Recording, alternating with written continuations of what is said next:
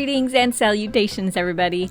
I'm Wanda Thibodeau, your host, and this right here is Faithful on the Clock, the podcast for Christian professionals where every can gets recycled to get your faith and work aligned. Today, we're talking about toxic leaders, and we're doing that partly because having a tough boss or manager has such an influence on what you're able to accomplish, but also because it ties to your mental health. I'm also factoring in the fact that people are doing gig work and hopping around in their careers more, which makes it way more likely that you'll have to handle a toxic leader at some point. The story of David and Saul is filled with insights about how to respond to this kind of mistreatment, so let's get started. So if you're not familiar with the relationship between David and King Saul, you can read about it in 1 Samuel. But at the beginning, King Saul is not mentally well. He's disobeyed God by not waiting for the prophet Samuel before making sacrifices. And he hasn't completely destroyed the Amalekites the way God instructed him to do. And in 1 Samuel 15:24, he admits that he sinned in these ways because he was people-pleasing. He's caught up in the appearance of things and cares more about that than really loving and obeying God. So that's the context in which God removes his favor and allows an evil spirit to, torment the king. And Saul is trying to find some relief for this. And so one of Saul's servants basically says, hey, I know this young guy who's a pretty good lyre player. Let's go get him so the music can calm you down.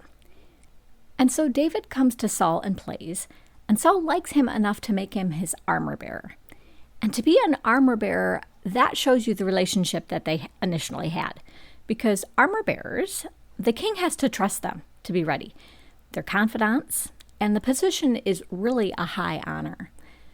But, David's still young, and so he's going back and forth between Saul and his father Jesse to help out at home while he's still serving the king. And it's while he's tending his father's sheep that Samuel comes and anoints him as the next king of Israel. And the next big thing that happens is that Jesse sends David out to where his brothers are camped out with the Israelite army. They're in a big conflict with the Philistines. And who comes out of the Philistine army? Oh, just a guy, really little guy by the name of Goliath. Goliath was a giant and just this powerhouse warrior. But David ends up killing him with his slingshot. And that's significant first because you have to understand that because Samuel had already anointed him, David wasn't completely clueless about how God might use him. That's part of the reason he had confidence in front of Goliath in the first place. But what happens is, people of course hear about David killing his giant. And the people just absolutely love him as he starts getting a reputation as a fighter. He's a hero.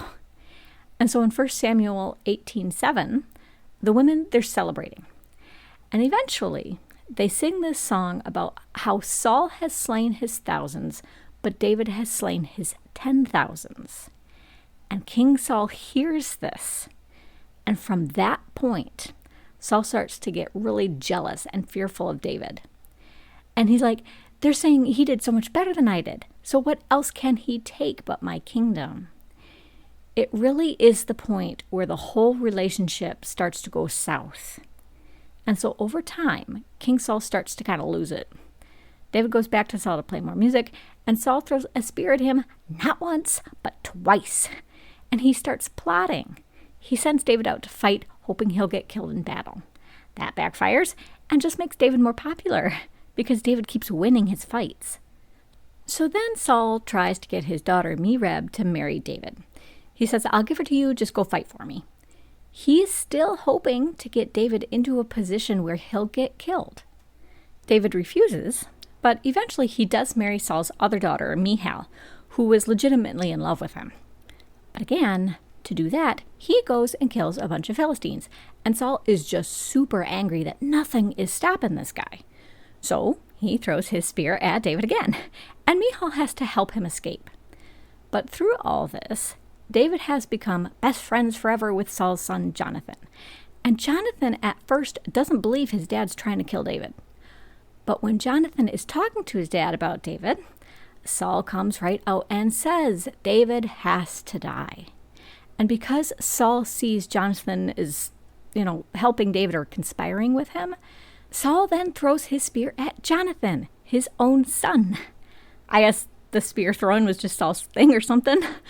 But all of this sets up David fleeing from Saul. And David has to keep wandering around to avoid getting killed. Saul just pursues him everywhere.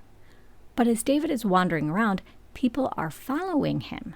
He's still leading people because they trust him. And on 2 separate instances, Saul and David have the opportunity to fight. One time, Saul comes right into the cave where David is to go to the bathroom, of all things. The other time, David and Abishai sneak down into Saul's camp and steal his spear and water jug. But both times, David lets Saul go because he knows God chose Saul to be king. He's like, I'm not challenging the authority of God. No way. And so it's this really tense dynamic that unfortunately is still really common in abusive relationships, where they fight, kind of kiss and make up, and then they fight again. But this continues all the way until Saul dies. They do not find permanent peace with each other. So what can we take from all of this about dealing with toxic leaders? The first thing is recognize that you can be anointed, but not yet appointed. Remember, Samuel put the oil on David's head. David knew what was coming, but he wasn't there yet. And so often, that's the case in the workplace too. We're learning the skills and capability, and maybe even have the calling to be where the leaders are. We're getting there. But God doesn't let us have the authority right away. So just realize you're not necessarily in the wrong place if you're stuck under somebody who's not that great. It might just mean God is still forming you and getting you ready to step into the position when the time is right. You know, so many times with my writing, I thought, wow, these editors, these other writers, I could do better. They're just holding me back. And now I look back and I'm like, oh my goodness, I was so not ready to step into that project. Thank God I didn't get that job because I would have fallen flat on my face. And so now I'm way more patient. I'm still ambitious, sure, but I'm not looking to set my own timeline so much anymore. I get that God's going to move me into the authority when I'm actually ready for it. Secondly, look at the motivations for the way the toxic leader is around you and other people. Toxic leaders are often threatened by the gifts others bring to the table. And what we see with Saul is that he got insecure. The more David proved himself as a warrior who could lead and earn the love of the people, the more Saul compared himself and lost a sense of how qualified he was himself. He essentially started punishing David for doing a good job. I know a lot of you out there have had that happen, maybe with a boss saying, oh, we can't promote you, you're too valuable where you are. Or maybe you're cut out of meetings or suddenly start getting micromanaged so the boss has control of your voice. Or maybe the manager says, wow, you did such a good job. Here's a bunch more work with no extra pay. And Saul allowed that insecurity to activate all of the self-protective mechanisms he had.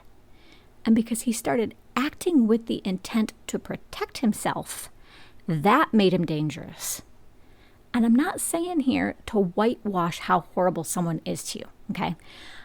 I mean, you can't really ignore a spear or verbal attack being hurled at your face, right? That's like trying to tell yourself a brick to the head was just a love tap. It totally distorts the reality of things in the name of false peace. But when you understand that their actions are about their insecurity or whatever else, and not about you, that enables you to keep showing up and not shrink back from whatever God's leading you to step into.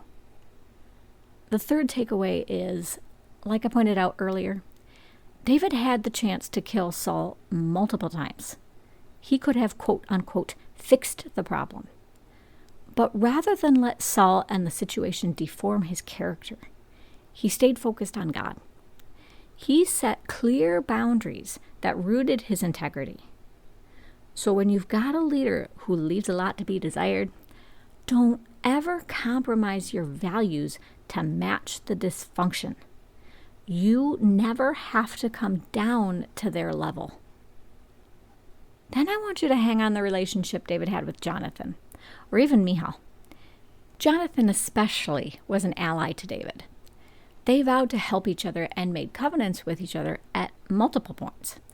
And those relationships, they didn't stop Saul, but they helped David to understand that there were still people he could trust, and they helped protect him from the worst of what Saul was trying to do. So whenever you can, build solid connections with other people, even if they're not directly in the business. They're going to remind you of your worth and help you remember you don't have to survive alone. I have a friend I've known for quite a while, and they're, super smart, just one of the most grounded people I know. But even as different as we are, it's not like they could step in and fix everything I've been going through. Not even close. But being able to come to them and be like, look, I got this situation. I need some feedback here. That honestly, it just made me feel like maybe finding an answer was doable because they were a mirror for me. They held up my strengths in front of me so that I listened a little bit more to the calling God gave me. And when scripture talks about Jonathan and David loving each other, I think maybe that's what it's talking about. That love that comes from the fact that someone helps you trust not just them, but yourself too. There's a deep appreciation inside of that makes it almost impossible not to be kind and reciprocate. That kind of bond, it's formative, and it becomes really hard to break. Now to this next point, I know it's going to be hard for a lot of you out there. I think there's a lot more acceptance now of this idea that if someone is doing damage to you, you don't have to tolerate it. You can stand up for yourself. But at the same time, when you are in a job, it still puts you in this bind.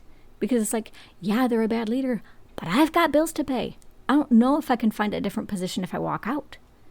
And the first thing I'll say there is, first, remember that God is always a trustworthy safety net, okay? But the other thing is, sometimes the most faithful thing you can do is leave. Self-protection is not always rebellion. Remember, David was willing to serve Saul, but he was wise enough to understand that he was not safe where he was. And by leaving, he also protected Saul from laying a hand on the person God said was going to rule. So maybe you have to excuse yourself politely from the meeting. Maybe you say, I'm going to transfer or go work for someone else for a while. But staying safe isn't a selfish thing to do. You absolutely can draw a boundary for that purpose while still showing respect and kindness to the leader who has room to grow. Which leads me to the next point, which is if you do leave, if you are driven into a hard place or someplace you didn't expect, you don't have to waste that time. When David was wandering, he was using his interactions to hone the skills that would define his future leadership. Even when he was hiding out in a cave with people, he was learning how to be more compassionate and fair and all of those things. So the lesson is, let God keep developing you in the wilderness. Even when there are people who don't want you to win, you don't have to be deterred from your own growth. Just look at what's around you and ask yourself how you can meet the fresh opportunities. And don't get lost in trying to fix the poor leader. I mentioned abusive relationships before, and psychologists will tell you that that's what happens a lot. The person who's getting the short end of the stick thinks it's their responsibility to make the leader better or to resolve the conflict. But what we see with David is Saul's not at all in a position to listen. David tries to reason with him. Multiple times he's like, who am I? I'm just your servant. You don't have to treat me this way. Let the Lord judge between us. Let's just have peace. And Saul just keeps throwing his spear and chasing him around. So if that's where you are, you have to just give it to God. Just trust that God is going to sort it out because he absolutely will. Your job is to stay humble and obedient and be ready to step up when God opens the door for you. Lastly, let's take a look at how Saul dies. Saul gets critically wounded and ends up killing himself rather than letting the enemy torture and kill him. But when David hears that Saul and his family are dead, he's just absolutely wrecked. And some of you out there might be like, that makes no sense.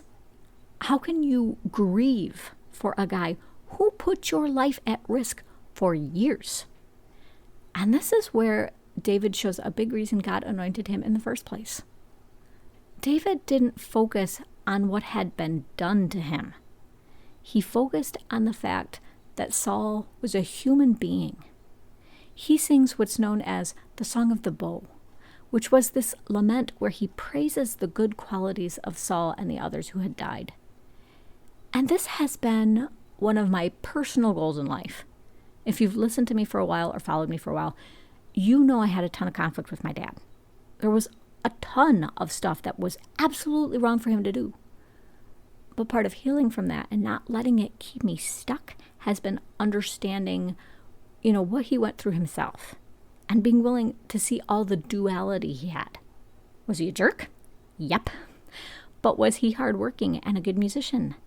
Did he fight for what he believed in, even if I disagreed with it? Also, yep. So I'm always trying as hard as I can to see people in their full context. That doesn't excuse the evil they do.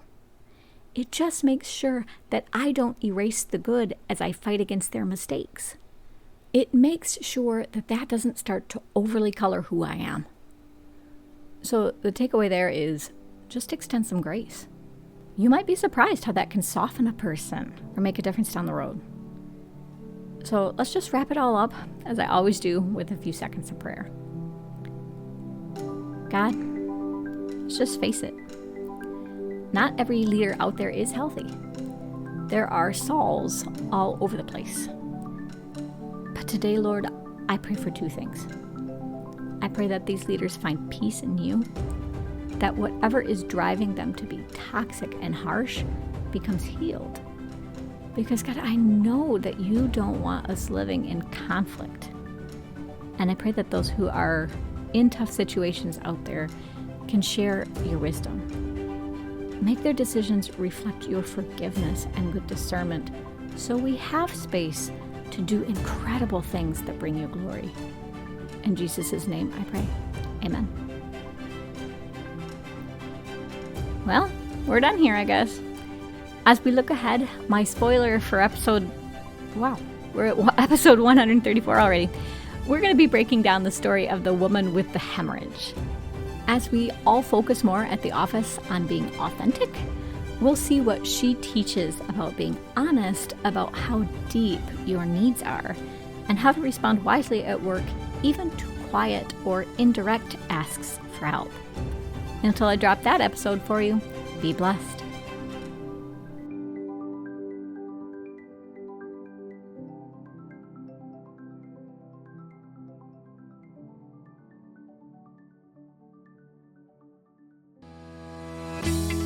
Like what you heard and want even more great Christian business content?